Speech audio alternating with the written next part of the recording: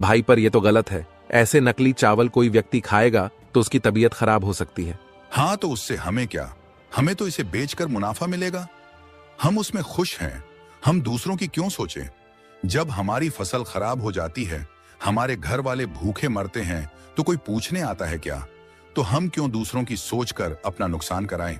नहीं भाई, ये गलत है। मैं अपने फायदे के लिए किसी की जान से नहीं खेल सकता। भले ही मैं कितनी भी तकलीफ में क्यों ना रहूं, पर मैं किसी और के जान के साथ खिलवाड़ नहीं कर सकता। रामू भाई, एक बार फिर से सोच लो। ये चावल तुम्हें बहुत अमीर बना सकते हैं, और तो और इनके होते हुए तुम्हें अपने फसल की ज्यादा चिंता भी नहीं करनी होगी।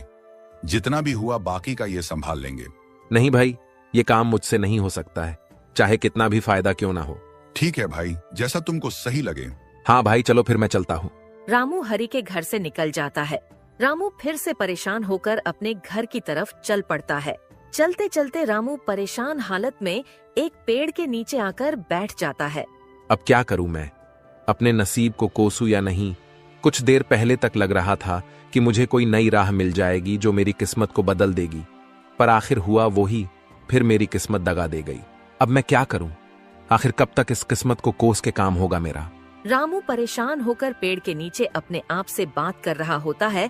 तभी वहाँ पास से एक साधु बाबा गुजर रहे होते हैं और रामू को इतने परेशान देखकर बाबा उसके पास चले जाते हैं। क्या हुआ बेटा, इतने परेशान क्यों हो? कोई तकलीफ है क्या? रामू बाबा को देखकर चौंक जाता है। नहीं बाबा, कोई परेशानी नहीं है। देखो बेटा, मुझसे छुपाकर क्या करोगे? तुम्हारी शक्ल बता रही है कि तुम बहुत परेशान हो। कोई तकलीफ है तो मुझे बताओ, शायद मैं तुम्हारी कोई मदद कर सकूं। बाबा की ये बात सुनकर रामू सोचने लगता है। इतना तो परेशान हूँ और अब कोई रास्ता तो नजर नहीं आ रहा है। एक बार बाबा से बात करके देखता हूँ, शायद वो कोई उपाय बता दे। क्या सोच रहे हो बेटा? बोलो, क्या परेशानी है? एक परेशानी तो है बाबा, मैं मेरी किस्मत से परेशान हूँ। मुझे ऐसा लगता है वो मेरा साथ कभी नहीं देती है। क्यों बेटा, तुम्हें ऐसा क्यों लगता है?